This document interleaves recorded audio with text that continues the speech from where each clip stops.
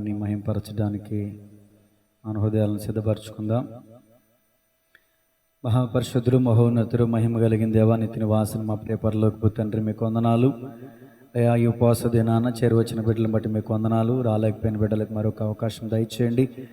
ఆదివారం వస్తున్న బిడ్డలందరూ కూడా శనివారం ఉపవాస ప్రార్థనలో పాల్గొనటానికి వారి హృదయాలను మీరే ప్రేరేపించండి అయ్యా, సన్నిధికి నడిపించండి. ఉపవాసం ఉండి పరిశుద్ధ గ్రంథంలో ఎంతోమంది భక్తులు రాజ్యాలను జయించారు, సింహాల నోళ్లను మూసారు, అగ్నిబలాన్ని చల్లార్చారు. ప్రభువా, ఉరికమ్మ నుంచి తప్పించబడ్డారయ్యా, నాశనకరమైన తెగుల నుంచి తప్పించబడ్డారయ్యా.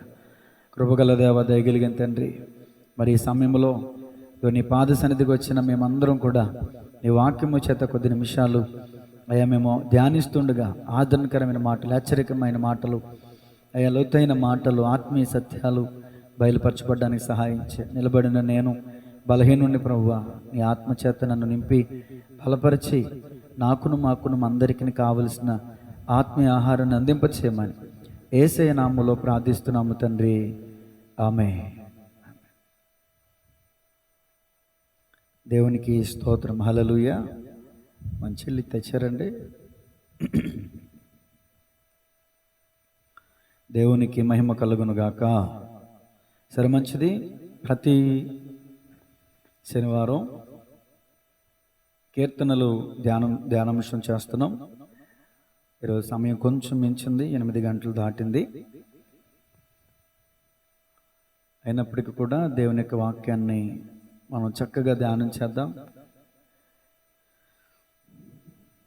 19వ కీర్తన ఈరోజు మన వాక్య ధ్యానాంశం. పరిశుద్ధ గ్రంథంలో నుండి 19వ కీర్తన మన వాక్య ధ్యానాంశం.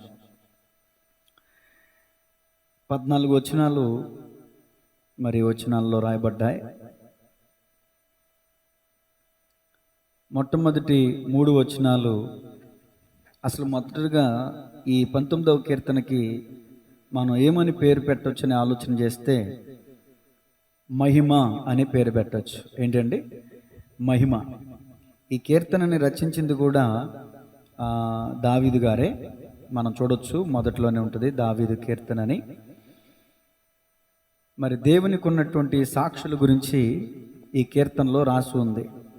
దేవుని యొక్క ఉనికిని, మరి దేవుని యొక్క ఔన్నత్యాన్ని, దేవుని యొక్క గొప్పతనాన్ని, దేవుని యొక్క మహాత్యాన్ని ఈ కీర్తన ఎంతో స్పష్టంగా తెలియజేస్తుంది.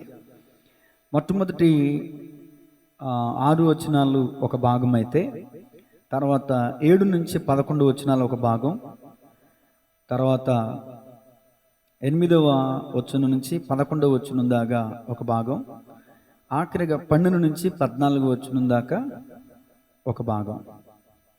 గమనించాలి. మొట్టమొదటిగా ఒక మాట రాసుకోండి. సృష్టి ద్వారా దేవునికి మహిమ.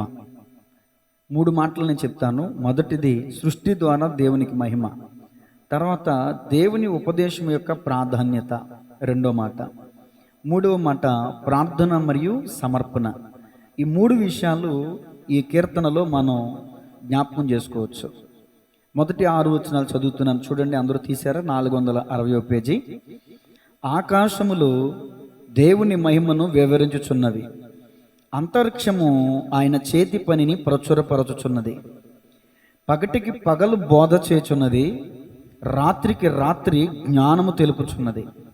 వాటికి భాష లేదు, మాటలు లేవు, వాటి స్వరము వినబడదు.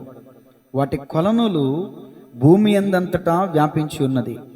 లోక దిగంతముల వరకు వాటి ప్రకటనలు బయలు వెలుచున్నవి. వాటిలో ఆయన సూర్యునికి గుడారం వేసెను. అతడు తన అంతఃపురములో నుండి, అతడు అంటే సూర్యుడు, అతడు తన అంతఃపురములో నుండి బయలుదేరు పెండ్లి కుమారుని వలె ఉన్నాడు. సూర్యుడు పరిగెత్త ఉల్లసించినట్లు, అంటే పందెపు రంగంలో సూర్యులు పరిగెడతారు కదా, ఆ విధంగా సూర్యుడు పరిగెత్త ఉల్లసించినట్లు తన పదమునందు పరిగెత్త ఉల్లసించుచున్నాడు. ఎవరో? సూర్యుడు. 6వ వచనం, అతడు అంటే సూర్యుడే. సూర్యుడు ఆకాశమున ఈ దిక్కున నుండి బయలుదేరి ఆ దిక్కు వరకు, అంటే తూర్పు దిక్కు మొదలుకొని పడమటి దిక్కు వరకు దాని చుట్టూ తిరిగి వచ్చుచున్నాడు. అతని వేడిమికి మరుగైనది ఏదియూ లేదు. ఈ వచనం ప్రస్తుత కాలంలో మనకు బాగా బ్రొకెక్కుద్ది. దేవునికి స్తోత్రం కలుగునుగా. సూర్యుని వేడిమికి మరుగైనది ఏది? ఆ ట్యాంకులో ఉన్న నీళ్లు సహితం సలసల సలసల కాగిపోతున్నాయి. ఏమంటే కొండల్లో, లోయల్లో, గుట్టల్లో, అంతస్తులో ఉన్న వారికి, పురుగుడుసులో ఉన్న వారికి, రేకుల్లో ఉన్న వారికి అందరికీ సూర్యుని యొక్క ప్రభావం ఈ కాలంలోనే తెలుస్తుంది. అలాంటి సూర్యునికి గుడారం వేశాడు దేవుడు. దేవునికి స్తోత్రం కలుగునుగా. దేవుని యొక్క మహిమను మొట్టమొదటిగా ఈ 6 వచనాల్లో ఏం తెలియజేస్తుందంటే, సృష్టి దేవుని యొక్క మహిమను వివరిస్తుంది. గమనించారా? మనం సముద్రం దగ్గరికి వెళ్తాం. నేను ఎప్పుడు చెప్తూ ఉంటాను ఈ విషయం వచ్చినప్పుడల్లా, ఇంత విస్తారమైనటువంటి సముద్రానికి, ఇంత పెద్ద పెద్ద కెరటాలు వచ్చే సముద్రానికి ఆయన ఎల్లలు వేసాడంటండి. ఆయన గీసినటువంటి గీత దాటి సముద్రం రాదంటండి. అదే కదా యేసన్న గారు కూడా పాట రాశారు. సముద్రానికి కూడా ఎల్లలు ఆయన వేశాడని, శూన్యములో భూమిని వేలాడదీశాడని. ఎంత అద్భుతమైన ఈ కీర్తనలే మరి భక్తులు చక్కని మనం పాడుకోవడానికి అనువైన రీతిలో పాటలుగా రచించారు. అప్పటి సంగీతానికి, అప్పటి వాయిద్యాలకి తగినటువంటి పాటలే ఇవి, పాడుకోదగిన పాటలే. ప్రస్తుత కాలానికి ఉన్నటువంటి వాయిద్యాలకి, మరికొత్త సంగీతాలకి అనువైనటువంటి రీతిలో యేసన్న గారి వంటి భక్తులు, స్టీవెన్సన్ గారి వంటి భక్తులు ఈ మాటలనే పాటలుగా చేసి మనకు అందిస్తున్నారు. దేవునికి స్తోత్రం కలుగునుగా. కాబట్టి సృష్టి దేవుని మహిమపరుస్తుంది.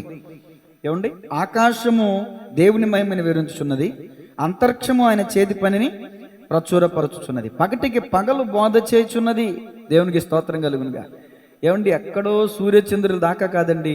ఇదిగో ఈ వెలుగుతున్నటువంటి ఈ బల్బును చూశారు. ఈ బల్బును మనం చూస్తే ఎవరు గుర్తొస్తారు మనకి?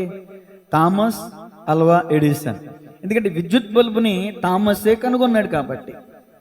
థామస్ గారు ఒక మాట చెప్పారు, నేను పరిశుద్ధ గ్రంథాన్ని బాగా చదివాను, దేవుని వాక్యం నన్ను వెలిగించింది, నేను ఈ బల్బును వెలిగించాను అన్నాడు. దేవునికి స్తోత్రం కలుగునుగా.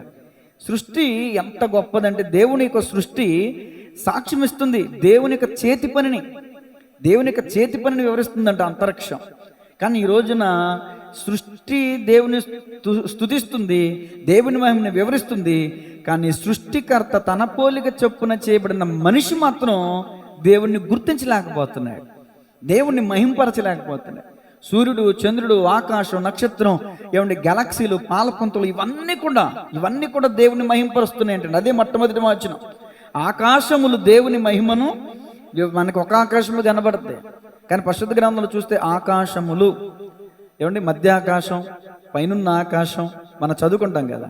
యేసుక్రీస్తు ప్రభువుల వారు 2వ రాకడలో ఎక్కడికి వస్తారనుంది? మధ్యాకాశానికి వస్తారన్నది కదా. కాబట్టి గమనించాలి, ఈ సైంటిస్టులు కూడా అంతు చిక్కనటువంటి విషయాలు ఈ యొక్క సృష్టిలో ఇంకా ఇమిడి ఉన్నాయని చెప్పడానికి అంత మాత్రం సందేహం లేదు. మరి మనం ఏం చేయాలి? మనం కూడా దేవుని మహింపరచాలి. సృష్టి దేవుని మహింపరుస్తుంది, మరి మానవుడు మాత్రం దేవుని మహింపరచలేకపోతున్నాడు. చూడండి, రోమాపత్రిక 1వ అధ్యాయం 19వ వచనం. రోమాపత్రిక 1వ అధ్యాయం 19వ వచనం. ఎందుకనగా దేవుని గూర్చి తెలియశక్యమైనదేదో అది వారి మధ్య విషదమైనది, దేవుడు అది వారికి విషదపరచను. ఆయన అదృశ్య లక్షణములు, దేవుడు అదృశ్యుడండి. కొలసి పత్రికలో కూడా రాయబడింది, ఆయన అదృశ్యుడు, కనిపించనంత మాత్రాన లేడని కాదు, ఆయన అదృశ్యుడు. ఆయన యొక్క అదృశ్య లక్షణములు అనగా ఆయన నిత్యశక్తియు, దేవుడు శక్తి, వ్యక్తి కాదు. ఈ విషయాన్ని మనం గమనించాలి. దేవుడు అనే పదానికి నిర్వచనం ఏంటంటే ఆయన ఒక శక్తి, వ్యక్తి ఎంత మాత్రం కాదు. దేవుడు ఏమై ఉన్నాడంటే ఆయన అదృశ్య లక్షణములు అనగా వివరణ, ఎక్స్ప్లెయినింగ్. ఆయన నిత్యశక్తియు, దేవత్వమును, జగదుత్పత్తి మొదలుకొని సృష్టింపబడిన వస్తువులను ఆలోచించుట వలన తేటపడుచున్నవి గనుక వారు నిరత్తురులై ఉన్నారు. 19-20 వచనాలు మనం చదువుకున్నాం. ఆలోచించాలి, విచారించాలి. జగదుత్పత్తి మొదలుకొని నేటి వరకు సృష్టింపబడినటువంటి వస్తువులు, అంటే సూర్యుడు కావచ్చు, చంద్రుడు కావచ్చు, నక్షత్రం కావచ్చు, ఇంత పెద్ద మహాభూమి, భూగోళం కావచ్చు, వీటన్నిటిని మనం తేరి ఆలోచన చేస్తే ఖచ్చితంగా దేవుని శక్తిని మనం చూస్తాం. ఆకాశ విశాలమును ఏమన్నా సూర్యచంద్ర నక్షత్రములను ఆయన నోటి మాట ద్వారా కలగజేశాడని ఆదికాండం మొట్టమొదటి అధ్యాయంలో ప్రతీది కూడా చక్కగా వివరణాత్మకంగా మోషే గారు రాశారు. కలుగునుగాక, ఆకాశము కలుగునుగాక, చంద్రుడు కలుగునుగాక, సూర్యుడు కలుగునుగాక అంటే అవి కలిగాయి. దేవుని వాక్యం చెప్తుంది. అది ఆయన వాక్ శక్తి, ఆయన వాక్కులో ఉన్న శక్తి అది. దేవునికి మహిమ కలుగునుగా. చూడండి, మత్తయి సువార్త 6వ అధ్యాయం 26వ వచనం. మత్తయి సువార్త 6వ అధ్యాయం 26వ వచనం. ఆకాశ పక్షులను చూడుడి, అవి విత్తవు, కోయవు, కొట్లలో కూర్చుకొనవు, అయినను మీ పరలోకపు తండ్రి వాటిని పోషించుచున్నాడు. మీరు వాటికంటే బహుశ్రేష్ఠులు కారా? చేసుకొనగలడు. వస్త్రములను గుర్చి మీరు చింతింపనేలా? అడవి పువ్వులు ఎలాగూ ఎదుగుచున్నవో ఆలోచించుడి. అవి కష్టపడవు, ఉడకవు, అయినను సొలొమోను సహితము అలంకరింపబడలేదు. నేడుండి రేపు పొయ్యిలో వేయబడు అలంకరించిన ఎడల అల్ప విశ్వాసులారా, మీకు మరీ నిశ్చయముగా వస్త్రములను ధరింపజేయను కదా చాలు. దేవునికి స్తోత్రం. మరొక మాట చదువు, మత్తయి 10:29. ఇక్కడ ఆకాశ పక్షుల గురించి చెప్తూ ఉన్నారు. మత్తయి 10:29లో ఏం రాయబడిందో చూడండి. 2 పిచ్చుకలు కాసుకు అమ్మబడును కదా, అయినను మీ తండ్రి సెలవు లేక వాటిలో ఒకటైనను నేలను పడదు. దేవునికి మహిమ కలుగునుగా. ఇక్కడ ఏం ఆలోచించాలి మనం? సృష్టింపబడినటువంటి సృష్టిలో ఆకాశ పక్షులు కూడా ఒక భాగం. ఆకాశ పక్షులను చూస్తే, అడవి గడ్డి పువ్వులను చూస్తే మనకి జ్ఞానం రావాలి. అవి మనకి ఏమి నేర్పిస్తున్నాయి? ఆకాశ పక్షులు మనకులాగా పొలంలోకి వెళ్ళి విత్తవు, మనకులాగా కోయవు, కానీ దేవుడు వాటిని ఏం చేస్తున్నాడండి? పోషిస్తున్నాడు. అడవి పువ్వులను చూడండి, అవి ఎంతో చక్కగా అలంకరంగా, ఎంతో అందంగా, ఎంతో సౌందర్యంగా అవి మొలుస్తున్నాయి. అడవి గడ్డి పువ్వులను దేవుడు ఎలాగో అలంకరిస్తున్నాడో ఏమంటే అట్లాగే మనకు కూడా దేవుడు వస్త్రాలను ఇస్తాడు. ఆకాశ పక్షులను దేవుడు ఎలా పోషిస్తాడో అలాగే దేవుడు మనల్ని పోషిస్తాడు. సృష్టిని దేవుడు సృష్టించడం మాత్రమే కాదు, ఈ సృష్టిలో ఉన్నటువంటి పక్షులను సైతం దేవుడు పోషిస్తున్నాడు, సంరక్షిస్తున్నాడు. ఇంకొక మాట అండి, కాసు అంటే రూపాయి అనుకోండి. కాసుకి ఎన్ని పిచ్చుకలండి? 2 పిచ్చుకలు అంట. కాసుకు 2 పిచ్చుకలు అమ్మబడుతున్నాయి. ₹1 ఒక్కొక్క దాని ఖరీదు ₹1. అయినా కూడా దేవుని చిత్తం లేకపోతే ఆ పిచ్చుకు కూడా నేలన పడదంట. మీరు నేను ఎంత ప్రయత్నించినా దాన్ని చంపాలని, అది దేవుని చిత్తం కాకపోతే మనం వాటిని ఏమీ చేయలేం. ఫర్ ఎగ్జాంపుల్, యోబు గారు ఉన్నారండి. దేవుని చిత్తం లేకుండా సాతాను యోబుని శోధించగలిగాడా? యోబు పర్మిషన్ ఇచ్చాడు. నీకు యోబు ఆస్తికి పర్మిషన్ ఇచ్చాను, యోబు దేహం మీద కూడా ఆరోగ్యం ఇచ్చాను, కానీ తన ప్రాణానికి మాత్రం నీకు నేను అధికారం ఇవ్వను అన్నాడు. అంటే ఒక వ్యక్తి ప్రాణం, ఒక పిచ్చుక యొక్క ప్రాణమే కాదు, ఒక వ్యక్తి యొక్క ప్రాణం కూడా ఎవరి చేతుల్లో ఉంది? దేవుడు. ఇది ఆకాశ పక్షులు గమనించినవి కానీ, పిచ్చుకలు గమనించినవి కానీ, మనిషి గమనించలేకపోతున్నాయి. ఆకాశములు దేవుని యొక్క సృష్టి, దేవుని యొక్క మహిమ. ఆకాశములు దేవుని మహిమను వివరిస్తున్నాయి. ఆకాశ పక్షులు ఉదయాన్నే లేచి దేవుని స్తుతిస్తున్నాయి. పిచ్చుకలు చక్కని స్వరముతో దేవుని మహింపరుస్తున్నాయి. కానీ దేవుని సృష్టిలో ఆయన పోలిక చొప్పున చేసుకున్న మానవుడు మాత్రం దేవుని స్తుతించలేకపోతున్నాడు. దేవునికి స్తోత్రం కలుగునుగా. ఆకాశములు ఈ సృష్టి అంతా నీ మాట మహిమే, మాత్మయు మా జ్ఞానమంతా నీ దయయే. ఆకాశముల్ ఈ సృష్టి అంతా నీ మాట మహిమే, మాత్మయు మా జ్ఞానమంతా నీ దయయే. ఆశ్చర్యకరుడా అనంత జ్ఞాని, అతిశయమే నిన్ను కలిగియుందుట. ఆశ్చర్యకరుడా అనంత జ్ఞాని, అతిశయమే నిన్ను కలిగియుండుట. ప్రభావము గలదే యెహోవ దేవ, గొప్ప దేవ యెహోవ సృష్టికర్త. గొప్ప దేవ యెహోవ సృష్టికర్త. నీకు అసాధ్యమైనది ఇలలేనే లేదయ్యా, నీకు అసాధ్యమైనది ఇలలేనే లేదయ్యా. నీ మాటకు ప్రభావం ఉన్నది, నీ మాటకు ప్రభావం ఉన్నది. హల్లెలూయా. 4 నుంచి 6 వచనాలు చూస్తే సూర్యుని యొక్క ప్రభావాన్ని ఇంతకుముందు మీకు చదివాను, వివరించాను.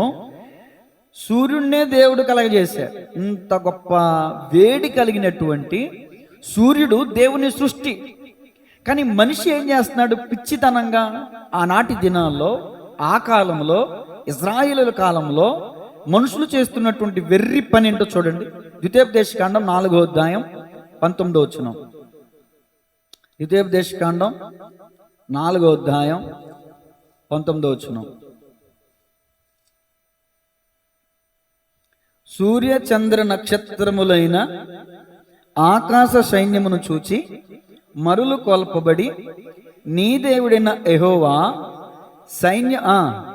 సర్వాకాశము క్రిందనున్న సమస్త ప్రజల కొరకు పంచిపెట్టిన వాటికి నమస్కరించి వాటిని పూజింపకుండునట్లును మీరు బహుజాగ్రత్త పడుడి. దేవునికి స్తోత్రం. ఆకాశము, సూర్యుడు, చంద్రుడు, నక్షత్రాలు వీటన్నిటిని దేవుడు మనకి ఏం చేసాడంటండి? పంచిపెట్టాడంటండి. ఒక మాటలో చెప్పాలంటే సూర్యచంద్ర నక్షత్రాలు మనుషులకి వనరులు.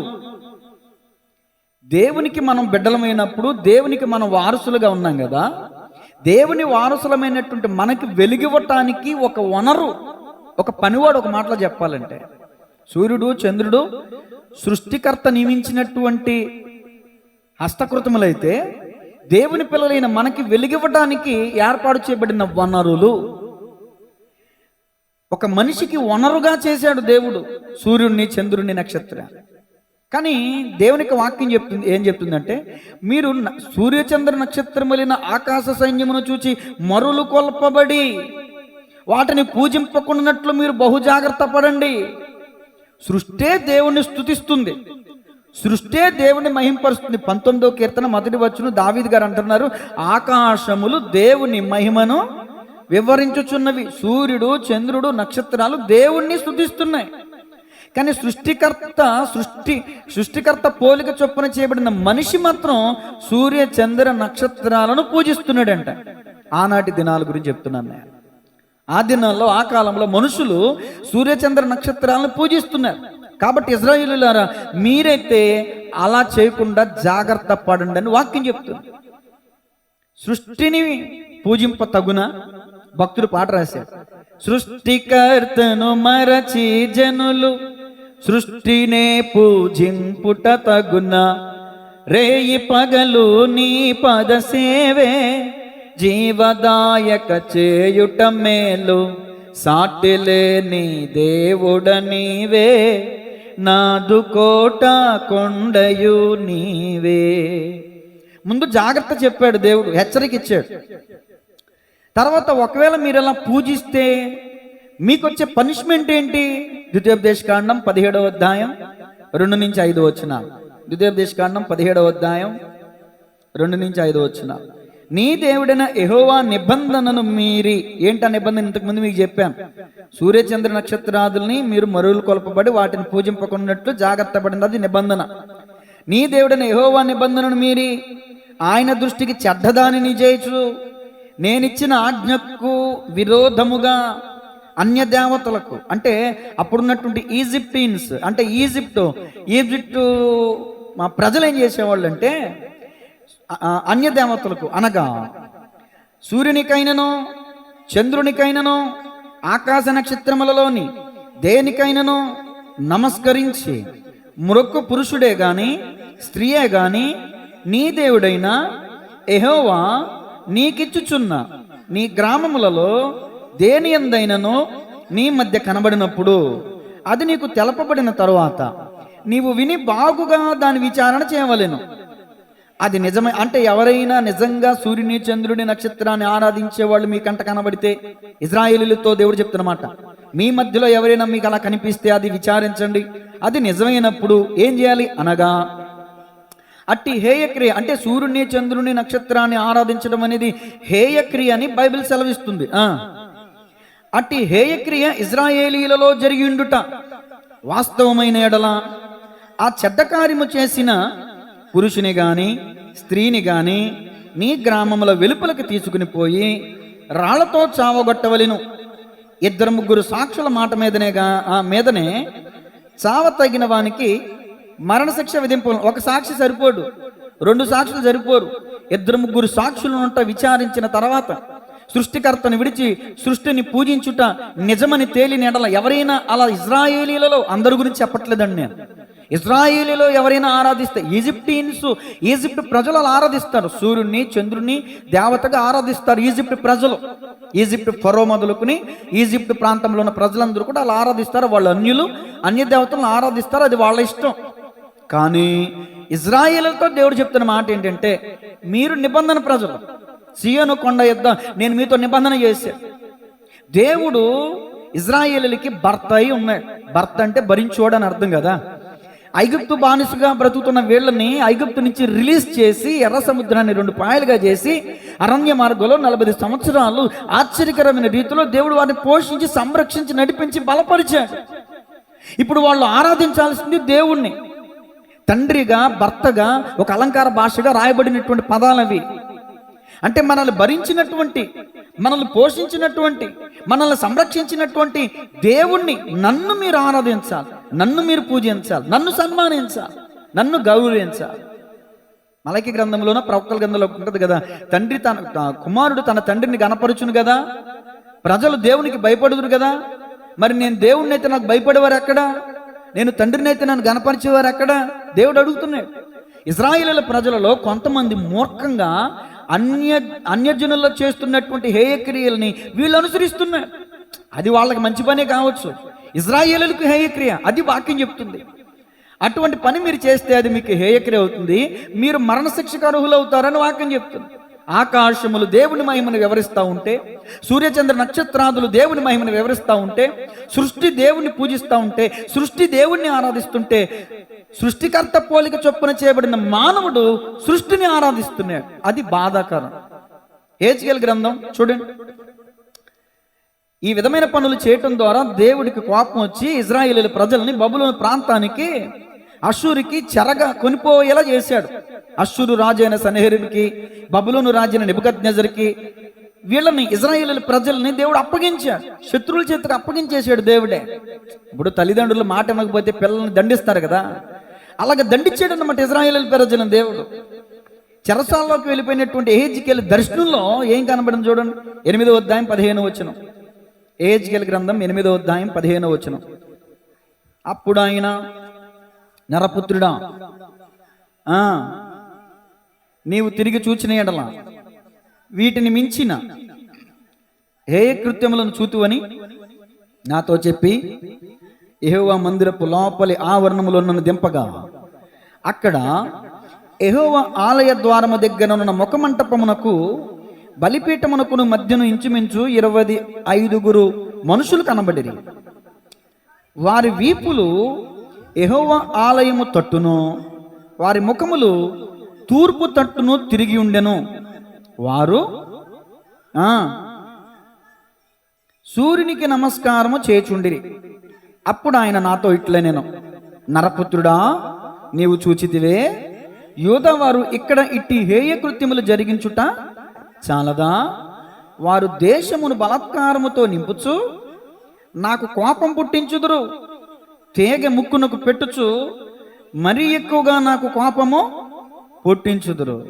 కాబట్టి కటాక్షము లేకయు కనికరము చూపకయు నేను నా క్రోధమును అగుపరచి, వారు నా చెవులలో ఎంత బిగ్గరగా మొరపెట్టిననో నేను ఆలకింపకుందును. దేవునికి స్తోత్రం కలుగునుగా. అక్కడ ఉన్నటువంటి మనుషుల వీపులేమో దేవుని తట్టు తిప్పారంట అండి. దేవుని తట్టు ముఖం చూపించాలి కదా, కానీ దేవునికి ఏం తిప్పారంట?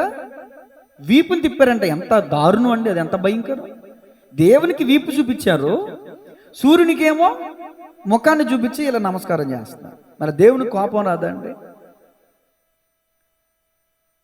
తల్లికి ముద్దలేదు కానీ ఏదో అంటారు సామెత, పినతల్లికి ఏదో అన్నట్టు. కన్న తండ్రిని వదిలేసి కన్న తండ్రికి వీపుని చూపించి ఆయన సృష్టించినటువంటి వాటికి నమస్కారం చేస్తున్నారంటే దాన్ని మరి అజ్ఞానం అనాలా, అవివేకం అనాలా, మూర్ఖత్వం అనాలా, మొండితనం అనాలా? ఎన్నోసార్లు దేవుడు వాళ్ళని శిక్షించినప్పటికీ కూడా కొంతమంది శిక్షణలోనికి రాలేదండి. శిక్షించబడ్డారు కానీ శిక్షణలోనికి రాలా, క్రమశిక్షణలోనికి రాలా, వాళ్ళ క్రమబద్ధీకరమైనటువంటి భక్తి జీవితంలోనికి రాలేకపోయారు చాలామంది. అందుకనే నాశనం అయిపోయారండి. కానీ కొందరిని దేవుడు, ఎందుకంటే ఆయన వాగ్దానం ఉంది కాబట్టి, ఆయన వాగ్దాన నెరవేర్పు ఉంది కాబట్టి, ఆయన లేఖనం నెరవేర్చబడాలి కాబట్టి నశించిన దానిని వెదికి రక్షించడానికి యేసుక్రీస్తు లోకానికి వచ్చాడు. దేవునికి స్తోత్రం కలుగునుగా. మొదటి 6 వచనాలు నేను వివరించాను, ముగిస్తున్నాను. చూడండి, సూర్యుడే దేవుణ్ణి మాట వింటున్నాడండి. యెహోషువ కాలంలో మీ అందరికీ తెలిసి నేను రిఫరెన్స్లు ఇవ్వక్కర్లా.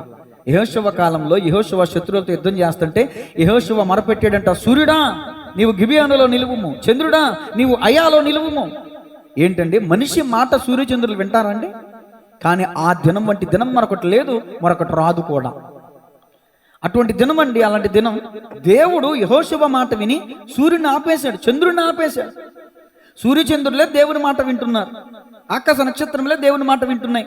కానీ సృష్టికర్త పోలిక చొప్పున చేయబడిన మనిషి మాత్రం దేవుని మాట వినట్లా. సరే, మొదటి వచనం ముగించాను. సృష్టి ద్వారా దేవునికి మహిమ, అది అయిపోయింది. రెండో మాటలోకి వచ్చేయండి. ఇప్పుడు రెండో మాట రాసుకోండి. దేవుని ఉపదేశం యొక్క ప్రాధాన్యతను గురించి 7వ వచనం నుంచి దావీదు గారు రాస్తూ ఉన్నారు. 19వ కీర్తన 461 పేజీ, 19వ కీర్తన 7వ వచనం నుంచి 11వ వచనం దాకా చదువుతాను, వినండి. యెహోవా నియమించిన ధర్మశాస్త్రం యథార్థమైనది, అది ప్రాణమును తెప్పరల చేయును. యెహోవా శాసనము నమ్మదగినది, అది బుద్ధిహీనులకు జ్ఞానం పుట్టించును. యెహోవా ఉపదేశములు నిర్దోషమైనవి, అవి హృదయమును సంతోషపరచును. యెహోవా ఏర్పరిచిన ధర్మము నిర్మలమైనది, అది కన్నులకు వెలుగిచ్చును. యెహోవా యందైన భయము పవిత్రమైనది, అది నిత్యము నిలుచును. యెహోవా న్యాయ విధులు సత్యమైనవి, అవి కేవలము న్యాయమైనవి. అవి బంగారు కంటెను, విస్తారమైన మేలిమి బంగారు కంటెను కోరదగినవి. తేనె కంటెను, జుంటె తేనె దారల కంటెను మధురమైనవి. వాటి వలన నీ సేవకుడు హెచ్చరిక నొందును, వాటిని గైకొనుట వలన గొప్ప లాభము కలుగును. 7 నుంచి 11 వచనాల్లో భక్తుని యొక్క ఇంటెన్షన్ ఏంటంటే, భక్తుని యొక్క ఉద్దేశం ఏంటంటే, ఇజ్రాయేలీలకి దేవుడిచ్చిన ధర్మశాస్త్రం యొక్క ప్రాధాన్యతను వివరిస్తూ ఉన్నాడు, వర్ణిస్తూ ఉన్నాడు, గణపరుస్తూ ఉన్నాడు. అంటే దేవుని వాక్యము కూడా దేవుని మహింపరుస్తుంది. ఆయన నోట నుంచి వెలువడినటువంటి శబ్దం ఏదైతే ఉందో ఆ శబ్దం, ఆ వాక్యము పవిత్రమైంది, పరిశుద్ధమైంది, మనుషుల యొక్క ప్రాణములను తెప్పరల చేసేది, న్యాయమైనది, ధర్మమైనది. ఆయన వాక్కు నిర్మలమైనది, ప్రశస్తమైనది. వెండి బంగారాల కన్న మిన్న అయినది యేసు ప్రేమ, నా యేసు ప్రేమ. వెండి బంగారాల కన్న మిన్న అయినది యేసు ప్రేమ, నా యేసు ప్రేమ. దేవునికి స్తోత్రం. వెండి బంగారముల కంటే కోరదగినది. సామెతల గ్రంథంలో మనం చూస్తాం ఎక్కువగా ఏమండి, జ్ఞానం. ఆ జ్ఞానమే దేవుని వాక్యం. బుద్ధి జ్ఞాన సర్వసంపదలు ఎక్కడ గుప్తమైనవి అంటే ఆయన యందే గుప్తమైనవి. ధర్మశాస్త్రము జ్ఞానం పుట్టిస్తుంది అంటే, ధర్మశాస్త్రము చూడండి, యెహోవా ఏర్పరిచిన ధర్మము నిర్మలమైనది, అది కన్నులకి ఏమిస్తుందంట? వెలిగిచ్చును. హృదయాన్ని సంతోషపెడుతుంది, నీకు జ్ఞానం ఇస్తుంది. తేనె కంటే, జుంటి తేనె దారుల కంటే, వెండి బంగారాల కంటే కోరదగినది దేవుని యొక్క వాక్యం. ఏమంటే, ఒక కింట బంగారం ఒక పక్కన పెడితే దేవుని యొక్క వాక్యం మరొక చోట పెడితే మనం ఏం కోరుకోవాలంట? దేవుని వాక్యాన్ని మనం కోరుకోవాలి. ఈ లోకంలో ఉన్నంత వరకు మనకి బంగారమే విలువైనదేమో, కానీ ఈ లోకయాత్ర వెళ్ళిన తర్వాత మనకు అర్థమైద్ది ఆ బంగారం అంతా శాశ్వతము అని. దేవునికి స్తోత్రం కలుగునుగా. చూడండి, దేవుని యొక్క ధర్మశాస్త్రం ఎంత పవిత్రమైనది. మత్తయి సువార్త 5:17. చాలా మంది అనుకున్నారు ధర్మశాస్త్రం కొట్టివేయబడింది అని, కానీ ధర్మశాస్త్రం గురించి దావీదు మాత్రమే కాదు, యేసుక్రీస్తు ప్రభుల వారు కూడా ఏం చెప్పారు చూడండి. మత్తయి సువార్త 5:17. మత్తయి సువార్త 5:17 అండి. ధర్మశాస్త్రమునైనను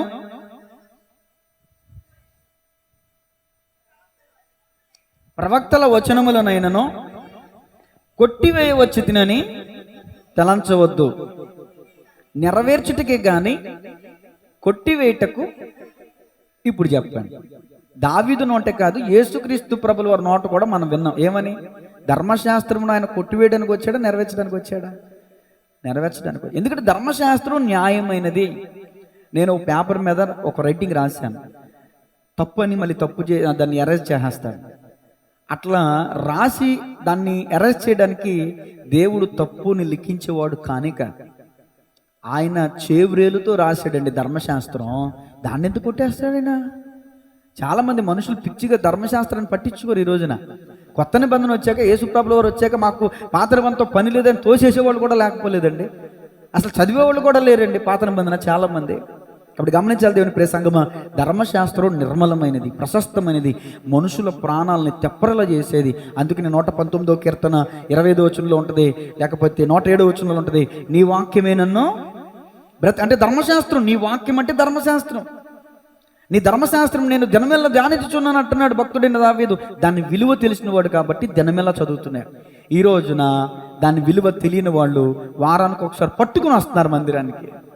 విలువ తెలిసిన వాళ్ళైతే దినమెల్లా చదువుతారు, విలువ తెలియని వాళ్ళైతే వారానికి ఒకసారి పట్టుకుంటారు. మీరు ఎలాగున్నారు? ధర్మశాస్త్రం యొక్క విలువ తెలుసుకున్న వారిగా ఉన్నారా? ఎరా కిరణ్ బాబా, వారానికి ఒకసారి పట్టుకున్నావు నువ్వు బైబిల్, అవునా? మిగిలిన 6 రోజులు నీకు బైబిలే లేదు అసలు. వచ్చి నా బైబిల్ తీసుకుని మళ్ళీ పెద్ద సీఎం అలా వచ్చి కూర్చొని చదువుతున్నావు. దేవునికి స్తోత్రంగా. నువ్వు కూడా బైబిల్ కొనాలే, ప్రతిరోజు చదవాలి, ప్రతిరోజు తింటలేదా? దేవునికి మహిమ కలుగునుగా. సరే, పరిశుద్ధ గ్రంథం మనం చూద్దాం. యాకోబు రాసిన పత్రిక 1వ అధ్యాయం 21వ వచనం. నేను 7వ వచనాన్ని వివరిస్తున్నాను. యెహోవా నియమించిన ధర్మశాస్త్రం యథార్థమైనది, అది ప్రాణమును తెప్పరిల చేయను. యెహోవా శాస్త్రం నమ్మదగినది, అది బుద్ధిహీనులకు జ్ఞానం పుట్టించును. 7వ వచనాన్ని నేను వివరిస్తున్నాను. యాకోబు పత్రిక 1వ అధ్యాయం 21వ వచనం చదవండి. అందుచేత సమస్త కల్మషమును విర్రవీగుచున్న దుష్టత్వమును మాని లోపల నాటబడి మీ ఆత్మలను రక్షించుటకు అదిగదిగో శక్తిగల వాక్యమును సాత్వికముతో ఇప్పుడు చెప్పండి, ధర్మశాస్త్రం నిర్మలమైనది, ఇంకా శక్తింది, బుద్ధిహీనులకి అది జ్ఞానం ఇస్తుంది, వెలుగిస్తుంది అని దావీదు చెప్పాడు. యాకోబు గారు ఏమంటున్నారంటే ఈ వాక్యం సామాన్యమైంది కాదు, శక్తి కలిగింది. ఈ శక్తి కలిగిన వాక్యానికి మీరు సాత్వికంతో మీరు విధేయత చూపిన వారైతే ఇదిగో సమస్త కల్మషమును, ఎందుకనగా అందుచేత సమస్త కల్మషమును విర్రవీగుచున్న దుష్టత్వమును మాని లోపల నాటబడి మీ ఆత్మలను రక్షించుటకు. ఈ శక్తిగల వాక్యానికి మనం విధేయత, ఒబీడియన్స్ చూపిస్తే మనం రక్షించబడతాం. అంటే దేవుని వాక్కు బయలువెడలేని తోడని అది చీకటిలో ఉన్న వారికి ఏం చేస్తుంది? గోతులో పడున్న వారిని అది ఏం చేస్తుంది? ఆయన శక్తి కలిగిన వాక్యం ప్రకటిస్తే చాలండి. సూర్యుడు కలుగును కాకుండా సూర్యుడు కలిగాడండి. ఏమన్నా ఆయన నోటి మాట చేత కుష్టివాడు బాగుపడలేదా? కుంటివాడు నడవలేదా? ఓచకాలు చేతులు వాడు బాగుపడలేదా? ఉదరవ్యాధి కలిగిన వాడు బాగుపడలేదా? గుడ్డివాడు, కుంటివాడు, మోగవాడు, చెవిటివాడు, చాంద్ర రోగం కలిగిన వాడు, ఉదరవ్యాధి కలిగిన వాడు, పక్షవాయువు కలిగిన వాడు, అనేక రోగులు ఆయన నోటి మాట చేత స్వస్థపడ్డారు కదండి. మరి అది శక్తి కాదా? దేవుని వాక్యములో శక్తి ఉంది. వాక్యమే శక్తి. యాకోబు గారు అంటారు ధర్మశాస్త్రం పవిత్రమైనది, నిర్దోషమైనది అని దావీదు గారు చెప్తుంటే యాకోబు గారు ఏమంటారంటే ఆయన వాక్యము శక్తివంతమైనది అని దేవుని యొక్క భక్తులు తెలియజేస్తూ ఉన్నాయి. తర్వాత పక్కనే చూడండి, 1 పేతురు 1వ అధ్యాయం 23వ వచనం. పేతురు గారు రాసిన 1వ పత్రిక 1వ అధ్యాయం 23వ వచనం. మీరు క్షయబీజము నుండి కాక శాశ్వతమగు జీవము గల దేవుని వాక్య మూలముగా అక్షయ బీజము నుండి పుట్టింపబడిన వారు గనుక నిష్కపటమైన సహోదర ప్రేమ కలుగునట్లు మీరు సత్యమునకు విధేయులవుట చేత మీ మనస్సులను పవిత్రపరచుకునే వారై ఉండి ఒకరినొకడు హృదయపూర్వకముగాను మిక్కటముగాను ప్రేమించుడి. ఎలయనగా, ఎందుకంటే సర్వశరీరులు దేని పోలి ఉన్నారంటే అండి, గడ్డిని పోలిన వారు. గడ్డి ఉదయాన మొలుస్తుంది, సాయంత్రానికి వాడబారిపోతుంది. వారి అందం అంటే మనుషుల అందం కూడా అది గడ్డి పువ్వులాగానే ఉంది. గడ్డి ఎండును, దాని పువ్వును రాలును, అయితే ప్రభు యొక్క వాక్యము ఎల్లప్పుడూ నిలిచును. ఎల్లప్పుడూ నిలిచేది ఏంటో చెప్పండి. ఇప్పుడు వాక్యం నిలుస్తుంది. మహాత్మా గాంధీ వచ్చాడు, వెళ్ళిపోయాడా లేదండి? ఇలా మహానుభావులు భక్తులు ఎంతోమంది వచ్చారు, వెళ్ళిపోయారా లేదండి? అలాగే ఈ భూమి ఆకాశం గతించిపోయినా నా మాటలో ఒక పొల్లు కానీ, ఒక సున్నైనా కానీ, ఒక సున్న అర సున్న కూడా తీయబడదంట, ఒక పొల్లు కూడా తీయబడదంట ఆయన మాటల్లో. ఆయన నోటి ద్వారా పలికిన మాట అంత పవర్ఫుల్, అంత శక్తివంతమైంది. గడ్డి ఎండును, పువ్వు రాలును, కానీ దేవుని వాక్యం నిరంతరము నిలుచును. ఆయన మాట వాడిపోయేది కాదు, ఆయన మాట ఒడిలిపోయేది కాదు, ఆయన మాట చచ్చిపోయేది కాదు, ఆయన మాట ప్రభావం తగ్గిపోయేది కాదు. అందుకనే ఇంతకుముందు పాట పాడాను, నీ మాటకు ప్రభావం.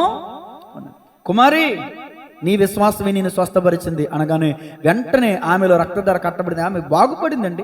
రక్తస్రావము కలిగిన స్త్రీ 12 సంవత్సరాల నుంచి వైద్యులు పట్టుకుని తిరిగింది. కానీ ఆయన వస్త్రం, ఆయన మాటలోనే కాదు, ఆయన వస్త్రంలో కూడా ప్రభావం ఉందండి. దేవునికి మహిమ కలుగునుగా. చూడండి, ఇంకా 7వ వచనాన్ని వివరిస్తే ఇంకా చాలా విషయాలు ఉంటాయి. 8వ వచనం కూడా మరొకసారి చదువుకుందాం. యెహోవా ఉపదేశములు నిర్దోషమైనవి, అవి హృదయమును సంతోషపరచును. యెహోవా ఏర్పరిచిన ధర్మము నిర్మలమైనది, అది కన్నులకు వెలిగిచ్చును. 8వ వచనం చాలండి. సామెతలు 6:23 తీయండి ఒకసారి. సామెతలు 6:23. ఉపదేశం ఎలాంటిదో దేవుని వాక్యం చెప్తుంది. ఉపదేశం గురించి చెప్తున్నాడు ఇక్కడ దావీదు 8వ వచనంలో. ఆజ్ఞ దీపముగాను, ఉపదేశం వెలుగుగాను ఉండును. దీపం ఏం చేస్తుంది? మనకి చీకట్లో వెలిగిస్తుంది, గుంటలో పడిపోకుండా చేస్తుంది, ముళ్ళ తప్పులో పడిపోకుండా చేస్తుంది. గుంటల్లో పడిపోతే కాలు ఇరిగిపోద్ది, ముళ్ళ తప్పుల్లో పడితే రక్తాలు కారిపోతాయి. మన జీవితం అనే పయనంలో దేవుని వాక్యం అనే దీపం లేకుండా మన ఇష్టానుసారంగా నడిస్తే పాపం అనే గుంటలో పడిపోతాం. పాపం మనిషిని ఏం చేస్తుంది? అవమానాలకి తీసుకెళ్తుంది. పాపం నిందల పాలు చేస్తుంది. పాపం అశాంతిని తీసుకొస్తుంది. పాపం వేదన తీసుకొస్తుంది. పాపం మనశ్శాంతిని పోగొట్టేలా చేస్తుంది. కాబట్టి ఈ లోకం అనే యాత్రలో మనం పాపం అనే జగటగల దొంగ ఊబిలో పడిపోకుండా ఉండాలంటే ఆజ్ఞ దీపంగా ఉండాలి. దేవునికి వాక్యం చెప్తుంది, ఆయన ఆజ్ఞలు పవిత్రమైన, ఆయన ఉపదేశం పవిత్రమైంది, నిర్దోషమైంది. ఎవరైతే ఆయన ఉపదేశాన్ని ఆలకిస్తారో వాళ్ళు బ్రతికి బట్టగడతారు, నెమ్మది, శాంతి, సుఖశాంతులతో వర్ధిల్లుతారు. ఏంటండి ఆయన ఆజ్ఞ?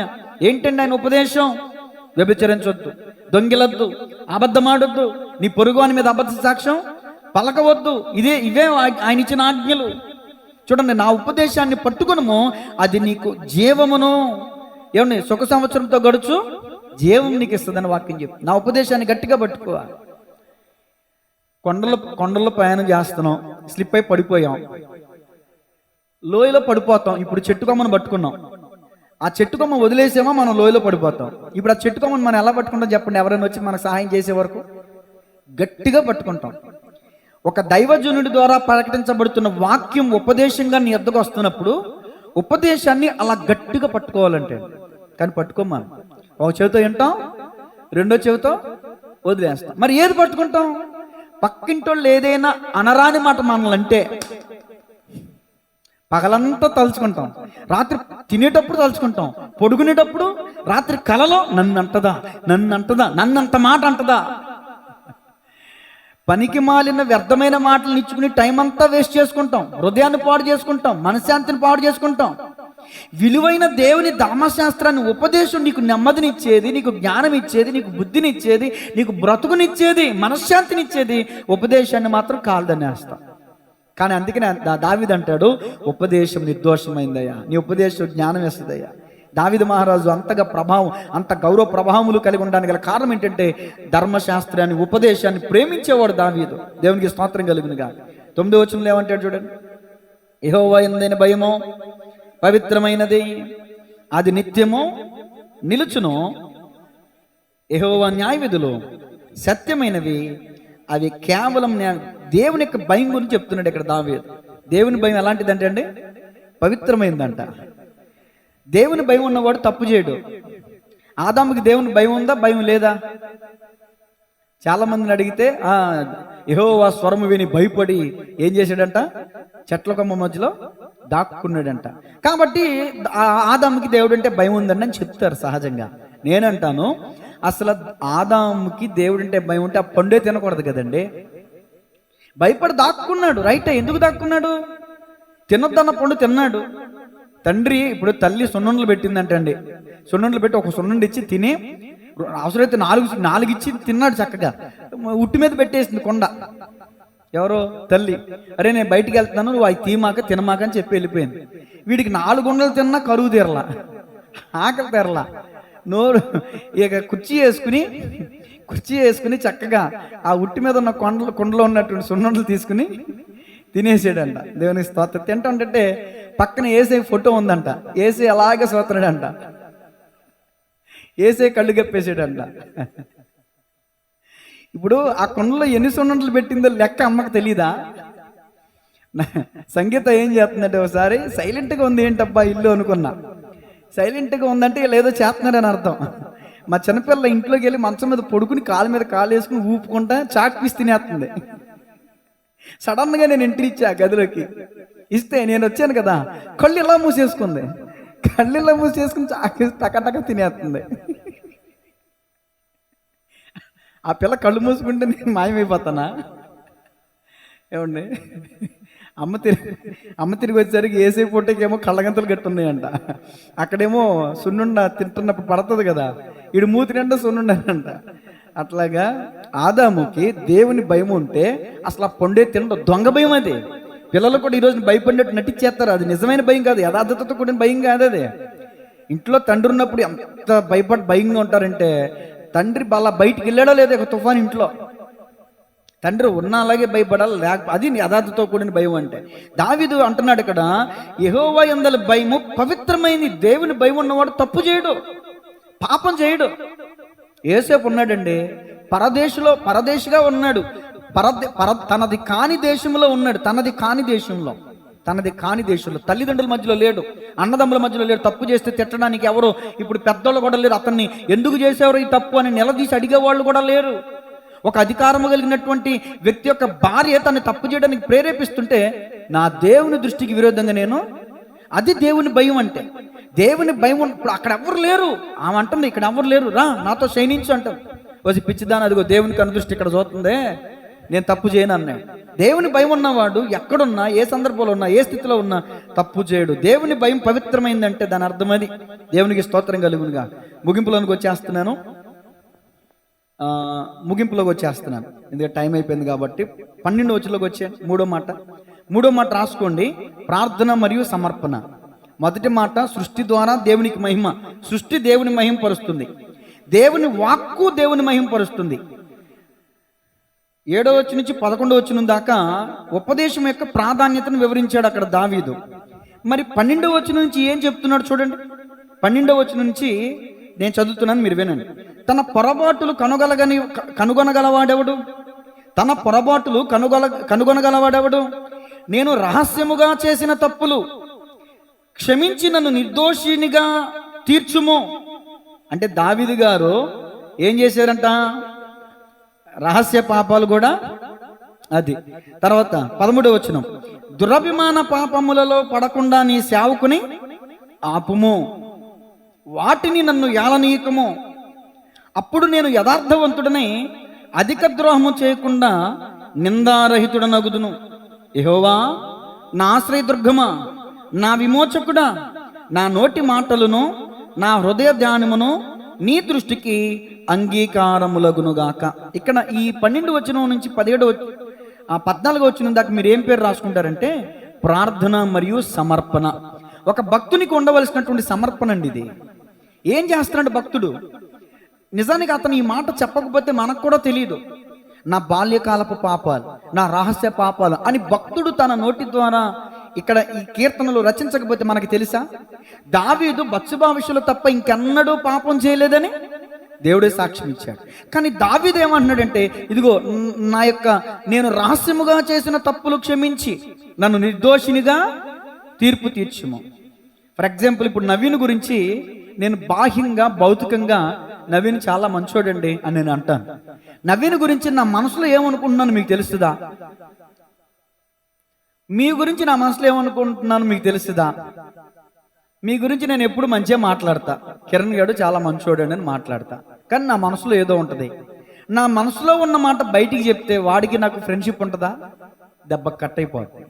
మీరు కూడా అంతే. పాస్టర్ గారు అండి, మా పాస్టర్ గారు అంత మంచోడో, మా పాస్టర్ గారు అంటారు పైకి. మీ హృదయంలో నన్ను ఎన్ని తిట్టుకుంటున్నారు నాకేం తెలుసు? ఏమండి, ఒకవేళ పొరపాటున మీరు హృదయంలో అనుకోవాల్సింది నోట్లో నుంచి అనేసారు అనుకో, నా ముఖం ఏమైపోద్ది అప్పుడు? ఏంటమ్మా అంత మాట అనేసావు? దీన్ని అంటారు రహస్యం. అంటే నోటితో అనేది భౌతికపరమైన బాహ్య సంబంధమైన పాపం అయితే, మీ మనసులో అనుకునేది రహస్య పాపం. ఈ రహస్య పాపం గురించి మోషే గారు కూడా మాట్లాడారు 90వ కీర్తనలో, నీ ముఖకాంతిలో మా రహస్య పాపములో కనబడుచున్నవి. హృదయములో, మెదడులో, హృదయ ఆలోచనలు సహితం ఆయన పసిగడతాడంటండి. హృదయ ఆలోచనలను, అంతరింద్రియములను పరిశీలించువాడు దేవుడు. దేవునికి స్తోత్రం కలుగునుగా. మీ హృదయంలో అనుకునేది ఏంటో నేను చెప్పలేకపోవచ్చు, కానీ దేవునికి మరుగైనది ఏది కూడా. సముద్రం యొక్క అగాధం ఆయన కనబడుతుంది, మనుషుని యొక్క హృదయం లోతేంటో ఆయన కనబడుతుంది. దేవునికి స్తోత్రం కలుగునుగా. అందుకనే మనుషుల ముందు మనం గొప్పలు చెప్పుకుంటాం, మీ గురించి నేను ఎప్పుడు మనసులో కూడా రానివ్వలేదండి అని మనం అంటాం పైకి, కానీ అనుకుంటాం. ఇక్కడ నిజం, ఫ్యాక్ట్ అంటే నిజం ఒప్పేసుకుంటున్నాడు. అయ్యా, నా రహస్య పాపాలను కూడా నీ ముందెట్టేస్తున్నా, నన్ను నిర్దోషిగా తీర్చు మహాప్రభు అంటున్నాడు. పైకి నేను నీతిమంతుడు కనబడుతున్నాను కానీ దేవుడా, పైకి నేను ప్రార్థనాపరుడిగా కనబడుతున్నాను కానీ, దినముకి 7 మార్లు నేను స్తుతించేవాడుగా నేను కనబడుతున్నాను కానీ, నా హృదయం నిండా పాపమే. ఒప్పేసుకున్నాడు దావీదుగా. మనం ఒప్పుకుంటామండి? శంకర దేవుని మందిరానికి వెళ్ళి, ఆకాశము తట్టు కనులెత్తుటకైన నేను పాత్రుని కాను, పాపినైన నన్ను కరుణించు అని ఒప్పేసుకుంటున్నాడు. దేవుని మందిరానికి వచ్చినప్పుడు ఒప్పేసుకోవాలండి, పక్కనున్న వాళ్ళతో కాదు, అలుసైపోతాం. అప్పుడు ఇంతకుముందు సంగీత పాట పాడి చూసారా, ఆ పాట పాడుకోవాల్సి వస్తుంది. అలుసైనాను నా వారి, ఎందుకే చెప్పుకోవలసిన దేవునికి చెప్పు నీ రహస్య పాపం ఏంటో, ఆయన క్షమిస్తాడు, నిన్ను నిర్దోషిగా చేస్తాడు. పక్కనున్న వాళ్ళకి చెప్పామా, తెలియని వాళ్ళకి కూడా తెలియజేస్తారు. ఏదో ఒక చర్చ్ ఉందంట, ఒక మందిరం, నేను పేరు చెప్పను, అక్కడ ఒక డేరా కడతారంటండి. ఆ డేరా లోపల పాస్టర్ గారు ఉంటారంట.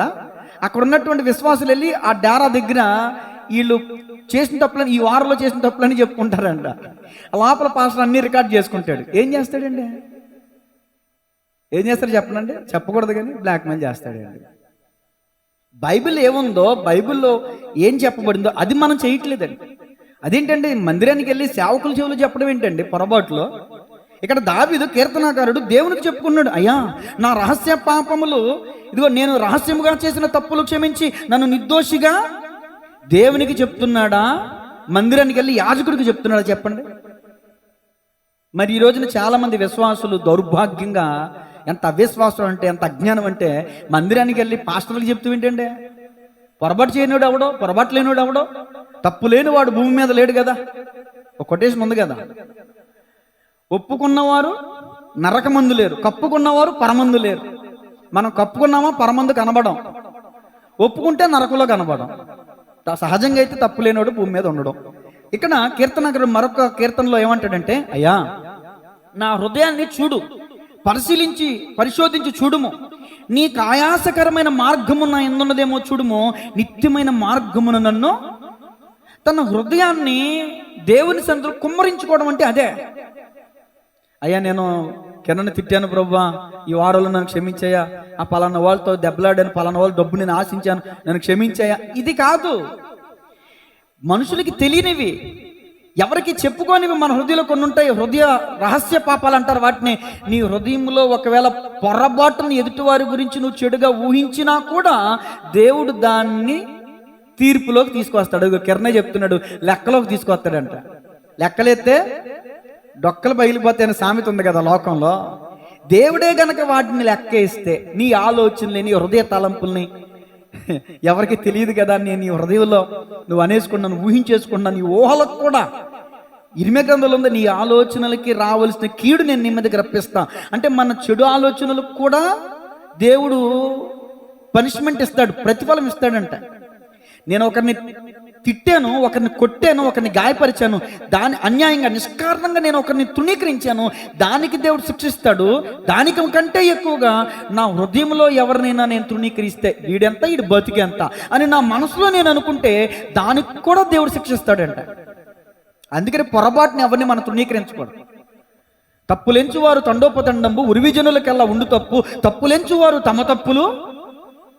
ఎంతసేపు వాళ్ళని అన్నావు, ఆడుగన్నా వాడు అలా అయిపోయాడు, ఈడుగన్నా వాడు ఇలా అయిపోయాడు అని ఎదటి వాళ్ళకి పడి మనం అంటా ఉంటాం. మరి మనకన్నా వాళ్ళ పరిస్థితి ఏంటి?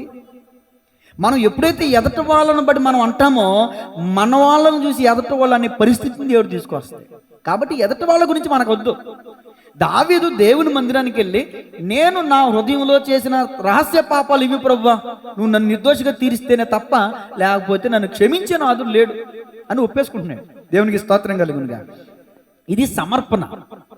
దీన్ని ఏమంటారంటే సమర్పణ. తన శరీర ప్రాణాత్మల్ని దేవునికి సమర్పించుకున్నాడు. నేను నీ సేవకుణ్ణి, నేను ఏ దురాభిమాన పాపంలో పడిపోకుండా నువ్వే నన్ను ఆపాలి, నువ్వు ఆపకపోతే నేను పడిపోతా. చూడండి ఎంత అద్భుతంగా మాట్లాడుతున్నాడు అంటే, నేను ఆఖరిగా చెప్పి ముగించేస్తాను. ఒక సేవకుడు నిజాన్ని చెప్తున్నాడండి ఇక్కడ. కొంతమంది సేవకులు, ఈరోజు నేను సేవకులను ఉద్దేశించి అనట్లేదు కానీ, మేము పరిశుద్ధులం అని చెప్పుకుంటారు. కానీ దావీదు మహారాజు ఏమన్నాడంటే, దురాభిమాన పాపములలో పడిపోకుండా, అంటే దురాభిమాన పాపములు ఎటక్ చేస్తున్నాయి అనే కదా అని అర్థం. అయ్యా, నేను రాజుగా ఉన్నాను, నీ బిడ్డగా ఉన్నాను, నీ సేవకుడిగా ఉన్నాను, ప్రజలను పరిపాలించేవాడిగా ఉన్నాను.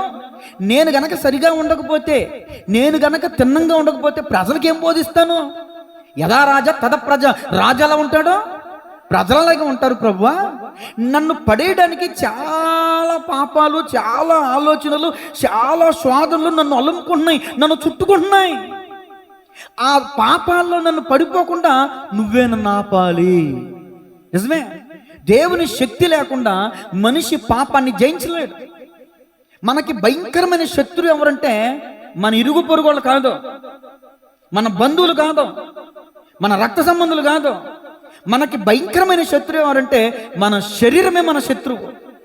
మన శరీరాన్ని మనం జయించాలంటే దేవుని సహాయాన్ని వేడుకోవాలి. ప్రేమయు ఇంద్రియ నిగ్రహము కలిగిన ఆత్మశక్తిని ఆయన మనకి ఇచ్చినాడు. ఆ ఆత్మశక్తి మనలో ఉంటే, పరిశుద్ధాత్ముడు మనలో ఉంటే పాపం చేయకుండా, పాపంలో పడిపోకుండా మనల్ని మనం కాపాడుకోగలుగుతాం. దేవునికి స్తోత్రం కలుగుతుందా. ఇది సమర్పణ. దావీదు దేవునికి సమర్పణ చేసి దేవుని మహింపరుస్తున్నాడు. అలంకారం పాపంలో పడిపోవడానికి గల కారణమైంది. అలంకారం, విస్తారమైన అలంకారం. అలంకరించుకోవద్దని నేను చెప్పట్లా, అలంకారం పాపమని నేను చెప్పట్లా. కానీ మితిమీరిన అలంకారం పాపంలో పడిపోవడానికి గల కారణం. కాబట్టి కొన్ని వాక్య భాగాల్ని ఆధారం చేసుకుని కొంతమంది, అయ్యా నేను సమర్పించేసుకున్నా, ఇగో నా వస్తువుల్ని అంటున్నారు లేదా? చాలా మంది సమర్పణ చేసుకుంటున్నారు లేదా? అది వాళ్ళ వ్యక్తిగత నిర్ణయం అన్నమాట. మిమ్మల్ని చేయమని నేను చెప్పట్లేదు సుమా. దేవునికి స్తోత్రం కలుగునుగా. ఏంటంటే నా అలంకారం వలన, నా బాహ్య సంబంధమైన సౌందర్యం వలన నేను పాపంలో పడిపోయే పొజిషన్ వస్తుంది. ఇదిగో చూసే ప్రతివాడు ఇదిగో నన్ను కన్నుగీడుతున్నాడనో, లేకపోతే ఇంకొకటనో మోహిస్తున్నాడనో, లేకపోతే ఇంకొకటనో అయ్యా నేను పాపంలో పడిపోవడానికి గల కారణం అవుతున్నా. ఈ అలంకారం నాకు వద్దు. అదొక కమిట్మెంట్, అదొక తీర్మానం, అదొక సమర్పణ. చాలా మంది సమర్పణ చేసుకుంటారు, వాళ్ళు మనం తప్పట్టకూడదు. బొట్టు పెట్టుకోదు ఒక అమ్మాయి, నువ్వు పెట్టుకో అని మనం బలవంతం చేయకూడదు. బొట్టు పెట్టుకుంది ఒక అమ్మాయి, బాప్తిసం తీసుకుంది, రక్షణ తీసుకుని మందిరానికి వస్తుంది, నువ్వు తీసే అంటానికి మనం సరిపోం. దేనిని కూడా మనం బలవంతం చేయకూడదు. అది వ్యక్తిగత సమర్పణ. బొట్టు తీసే, గాజులు తీసే అని బైబిల్ ఎక్కడ లేదు. అది వాళ్ళ వ్యక్తిగత సమర్పణ అండి. వాళ్ళ హృదయం ఏదో గద్దించింది, నేను నా దేవునికి నా శరీరాన్ని సమర్పించుకోవాలనుకున్నాను. ఈ దేహంతో నన్ను నేను పొగుడుకోవడం కంటే, ఈ దేహం వలన నన్ను నేను మహిమపరచుకోవడం కంటే దేహంతో దేవుణ్ణి మహిమపరచాలనుకుంటున్నాను. అందుకే నేను నా అలంకారాన్ని తీసేసుకుంటున్నాను, నా దేహంతో దేవుని మహిమపరచాలనుకుంటున్నాను. అది తప్పండి, మనం తప్పట్టకూడదు. అలంకరించుకున్న వాళ్ళని చూసి మనం తప్పట్టకూడదు. సరే, నేను నా యొక్క వాక్య భాగం ఏంటంటే, సృష్టి దేవుని మహింపరుస్తుంది. 1 నుంచి 7 వచ్చిన 6 వచ్చిన 7 నుంచి 11 వచనాల్లో దేవుని వాక్య యొక్క ప్రాధాన్యతను వివరిస్తూ దేవుని యొక్క వాక్యం ఉపదేశం కూడా దేవుని మహింపరిచేదిగా ఉంది. 3 దావీదు ప్రార్థన, దావీదు సమర్పణ. తన సమర్పణ ద్వారా కూడా దేవునికి మహిమ కలుగుతుంది. మొట్టమొదటిగా మీకు ఒక మాట చెప్పాను, ఈ కీర్తనకి ఏం పేరు పెట్టుకోవచ్చు అని చెప్పాను? మహిమ. ఈ కీర్తన భాగం అంతటిని మనం పరిశీలిస్తే మనకు అర్థమయ్యేది ఏంటంటే, సృష్టి దేవుని మహింపరుస్తుంది, ఉపదేశం ధర్మశాస్త్రం అంటే దేవుని వాక్కు దేవుని మహింపరుస్తుంది. 3 దావీదు తన వ్యక్తిగత సమర్పణ ద్వారా దేవుని మహింపరుస్తున్నాడు. ఇప్పుడు మనం ఏం చేద్దాం? ఈ వాక్య భాగాన్ని మన జీవితాలకు అన్వయించుకుందాం. ప్రార్థన చేద్దాం. తలలో వంచాను. సమయం మించింది గనక నేను ప్రార్థన చేసి ముగిస్తాను. అందరూ కూడా తలలో వంచండి, ప్రార్థన చేసుకుందాం కొద్ది నిమిషాలు. ఆకాశములు దేవుని మహిమని వివరిస్తున్నాయి. అంతరిక్షము దేవుని చేతి పనిని ప్రచురం చేస్తుంది. సూర్య చంద్ర నక్షత్ర పశు పక్షాదులు, నేల మీద ప్రాకు ప్రతి పురుగు, సమస్త సృష్టి దేవుని మహింపరుస్తుంది. కానీ సృష్టికర్త తన పోలిక చొప్పున చేసుకున్న మానవుడు సృష్టిని పూజిస్తున్నాడు. దేవుడు హెచ్చరిస్తున్నాడు. ఈ రోజైనా ఈ వాక్యం నీకు అర్థమైతే, ఈ రోజైనా ఈ వాక్యం నీకు బోధపడితే, ఈ వాక్యం ద్వారా నీకు ఒక వెలిగింపు అనేది వస్తే, దయచేసి సృష్టిని ఆరాధించడం ఆపి సృష్టికర్తను ఆరాధించడం ప్రారంభిద్దాం. సృష్టి గొప్పదే, కానీ సృష్టిని సృష్టించిన సృష్టికర్త మాత్రమే పూజార్హుడు. ఆయనే మహిమ ఘనతకు అర్హుడు. ఆయన్ని మాత్రమే మనం ఆరాధించాలి. దేవుడు ఒక్కడే. ప్రపంచానికి సూర్యుడు ఒక్కడే, చంద్రుడు ఒక్కడే. ఆ సూర్యచంద్రులు కూడా దేవుని మహిమపరచడం అంటే ఇదే. ప్రపంచానికి సూర్యుడు ఒక్కడే, అలాగే దేవుడు కూడా ఒక్కడే అని సూర్యచంద్రులు వ్యక్తీకరిస్తున్నాయి వాటి యొక్క ఉద్దేశాలను. దేవుడు ఒక్కడే. దేవుని మహిమపరచాలి. మనం ప్రార్థన చేద్దాం. మన ఆలోచనలు ఎలా ఉన్నాయి, మన తలంపులు ఎలా ఉన్నాయి? దయచేసి మన వ్యక్తిగత విషయాలను ప్రభు సన్నిధిలో, ఆయన సన్నిధిలో మనం పెట్టి, ప్రభు నన్ను నిర్దోషిగా తీర్చేయ. నిజమే, మనుషుల దృష్టికి పైకి నేను నీతిమంతుడిగా కనబడుతున్నాను, కానీ ప్రభువా నా హృదయం చాలా చెడ్డగా ఉందయా. ఇర్మియా భక్తుడు అంటాడు, హృదయం ఘోరమైన వ్యాధి గలది, మోసకరమైనదంట హృదయం. మన హృదయం ఎంత ఘోరమైన వ్యాధి గలదంటే, వ్యాధి అంటే అది తగ్గేది కాదు, దీర్ఘకాలం ఉండేది. అది రోగం అయితే ఈ రోజు వస్తుంది, రేపు తగ్గిపోద్ది. వ్యాధి అనేది ఇక వచ్చిందంటే అది జీవితకాలం ఏడిపిస్తూనే ఉంటుంది. అలాగే మన హృదయం మనలో, ఈ దేహంలో ఉన్నంత వరకు కూడా దాని యొక్క వ్యాధి ఏంటంటే పాపము చేసే లక్షణం. పాపము చేసే లక్షణం హృదయానికి ఉంది. నరుల హృదయాలోచన బాల్యము నుండి చెడ్డది అని దేవుడే సాక్ష్యం ఇచ్చాడు. నువ్వు అవునన్నా కాదన్నా అది నిజం. నరుని హృదయాలోచన బాల్యం నుంచి చెడ్డది. దావీదు ఒప్పుకుంటున్నాడు ఆ విషయాన్ని. చాలా మంది కప్పుకుంటారు. మనసులో కూడా నేను ఎప్పుడు అనుకోలేదు అని అంటారు అంతే. నోటి మాటతో నువ్వు తప్పు చేయకపోవచ్చు, చేత్తో నువ్వే తప్పు చేయకపోవచ్చు, కానీ నీ హృదయంలో ఆలోచించి నువ్వు తప్పు చేసావేమో దాన్ని కూడా పరిగణలోకి తీసుకుంటాడు. అందుకనే అయ్యా నా యొక్క రహస్య పాపాలను నీ సన్నిధిలో ఒప్పుకుంటున్నాను, నన్ను నిర్దోషిగా తీర్చయ్యా అని ఒప్పుకుంటున్నాడు దావీదు. నా ఆలోచన నేను ఆచరణలో పెట్టకూడదయ్యా. అనేకమైన ఆలోచనలు వస్తున్నాయి, తప్పు చేయడానికి ప్రేరేపిస్తున్నాయి. నేను వాటిని ఆచరణలో పెట్టకూడదు, నేను ఏ దురాభిమాన పాపంలో పడిపోకూడదు, నువ్వే నన్ను ఆపాలి అని దేవుని సహాయాన్ని వేడుకుంటున్నాడు. ఈరోజు ఈ వాక్యము ద్వారా, ఈ 19వ కీర్తన ద్వారా దేవునికి మహిమ కలిగినట్లు, ఈరోజు నువ్వు చేస్తున్న చిన్న ప్రార్థన ద్వారా ఈ వాక్యం నీకు ఎంతవరకు అర్థమైందో నాకు తెలియదు, కానీ ఇదిగో నీ శరీర ప్రాణాత్మలో, నీ జీవితం ద్వారా దేవునికి మహిమ కలగాలని దేవుడు ఇష్టపడుతున్నాడు. దేవుడు ఆయన్ని నువ్వు గణపరచాలని ఆయన ఇష్టపడుతున్నాడు. ప్రార్థన చేద్దాం. పరిశుద్ధ ప్రేమ గల తండ్రి, కృప కలిగిన దేవా, దయగలిగిన దేవా, ఈ 19వ కీర్తన ద్వారా నాతో మాతో మా అందరితో మీరు మాట్లాడారు. యూట్యూబ్ ద్వారా వీక్షిస్తున్న వారు కూడా వాక్యాన్ని ఎంతో శ్రద్ధగా వింటున్నారు. వింటున్న ప్రతి ఒక్కళ్ళు కూడా వినుట వలన విశ్వాసం కలిగిన వాక్యం చెప్తుంది. అయ్యా, విన్న ప్రతి ఒక్కరికి విశ్వాసం కలగటానికి సహాయించి, జగద్దుత్పత్తి మొదలుకొని సృష్టింపబడిన వస్తువులను విచారించుట వలన అదృశ్యుడైన దేవుని యొక్క గొప్పతనం, మహత్వం తెలుస్తుందని రోమపత్రికలో పౌలు గారు రాసినట్లుగా, ఈరోజు విన్న మాటలు బిడ్డలు ఎవరైతే విన్నారో వాళ్ళందరూ ఆలోచించడానికి సహాయించండి, గ్రహించడానికి సహాయించండి. నిజమే కదా, సృష్టికర్త లేకుండా ఈ సృష్టి ఎలా వస్తుంది అనే ఒక ఆలోచన కలిగి ఈ రోజు నుంచి తమ మనసులు మార్చుకోవడానికి సహాయం చేయండి.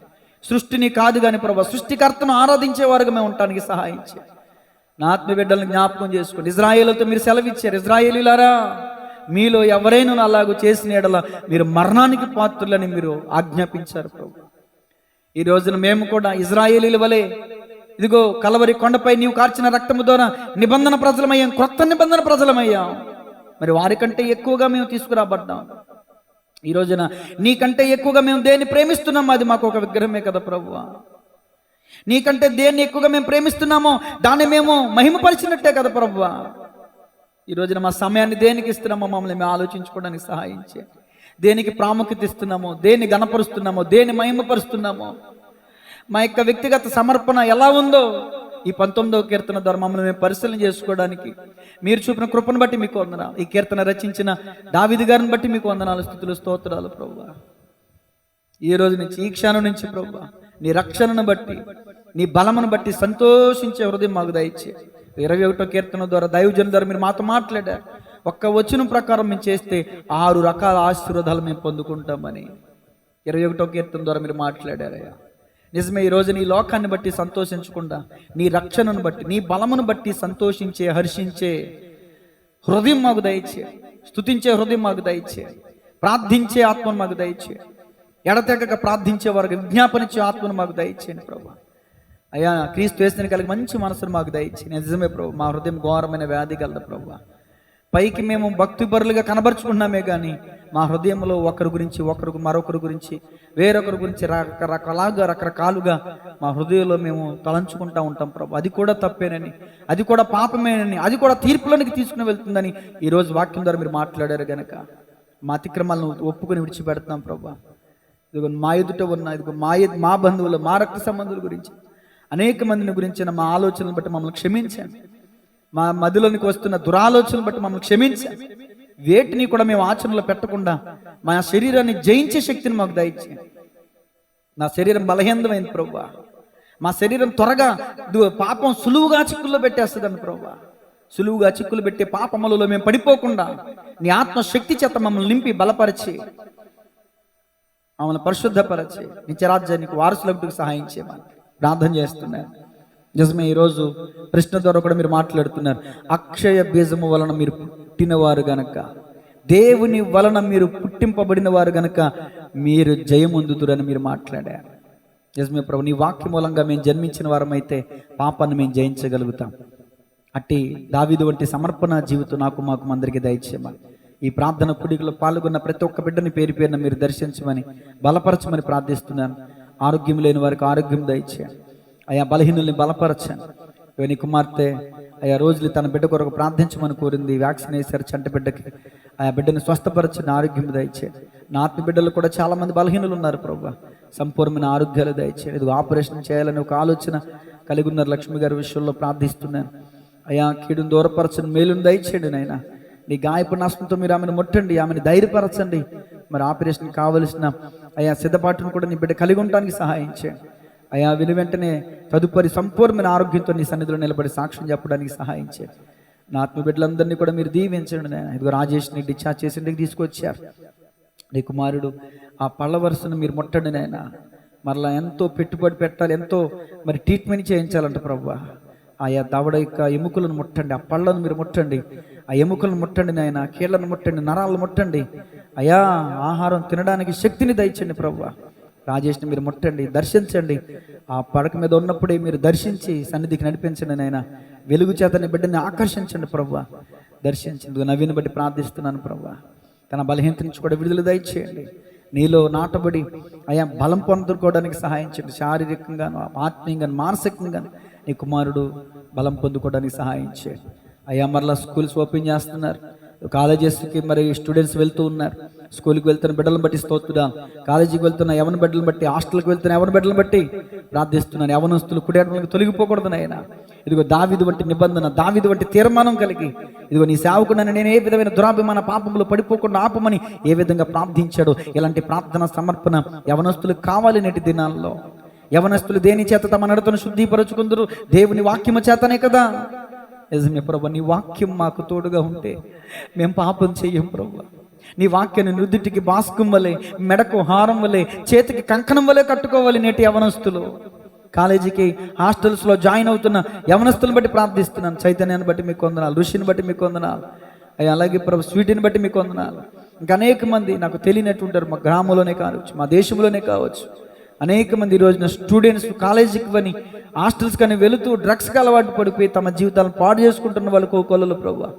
అలాంటి వ్యర్థ ప్రయత్నాలు చేయకుండా, స్టూడెంట్స్ మీద అలాంటి ప్రభావాలు రాకుండా అయ్యా నీవే వారిపై కృప దయచేయమని ప్రార్థిస్తున్నాను. కాపుదల దయచేయండి, సంరక్షణ దయచేయండి. వారి చుట్టూ మా ప్రార్థన కంచిగా వేయబడ్డానికి సహాయం చేయమని, ఈ ప్రార్థనలో ఏకీభించిన ప్రతి ఒక్కరిని దీవించమని, ఆశీర్వదించమని, తిరిగి వెళ్తుండగా నీ ప్రత్యేకమైన కాపుదల మాకు దయచేయమని యేసయ్య నామములో ప్రార్థించి అడిగి వేడుకుంటున్నాము తండ్రి, ఆమేన్. మన సృష్టికర్తన తండ్రి అయిన దేవుని ప్రేమ, రక్షణకర్త అయిన యేసుక్రీస్తు ప్రభుల వారి యొక్క కృప, ఆదరణకర్త అయిన పరిశుద్ధాత్మనికి అనుని సహవాసం కూడి వచ్చిన బిడ్డలకును, వాక్యముని తమ హృదయాలను సరిచేసుకున్న బిడ్డలకును, యూట్యూబ్ ద్వారా వీక్షిస్తున్న వారికి, సకల కోటి పరిశుద్ధులందరికీ సదాకాలము తోడే ఉండి నడిపించి బలపరిచి స్థిరపరచునుగాక. Amen. God bless you all.